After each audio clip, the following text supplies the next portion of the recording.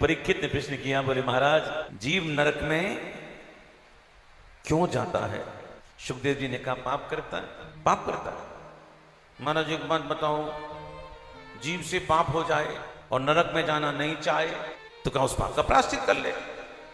बोले महाराज एक बात बताओ, पहले तो पाप करें। कहा ठीक। फिर प्रायश्चित करें? बोले ठीक। फिर पाप, फिर प्रायश्चित, फिर पाप, फिर प्रायश्चित कर सकते हैं। ये सुनकर सुखदेव जी को हंसी आ गई। सुखदेव जी कहते हैं राजन, ये तो हाथी के स्नान की तरह से हो गया। आपने किसी हाथी को नहाते देखा है?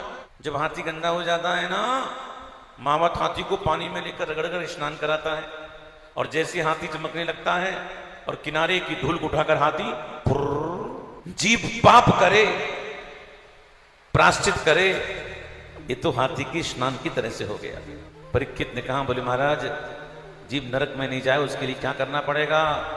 सुखदेव जी ने कहा राजन, प्राण देने पड़ेंगे, कर्मकांड छोड़ना पड़ेगा, ठाकुर की सेवा करनी पड़ेगी और ठाकुर के चरणों में रहने वालों की सेवा करनी पड़ेगी। बोले हम तैयार हैं। आनंद टीवी से जुड़ने के लिए आप हमें व्हाट्सएप करें 9277395752 पर।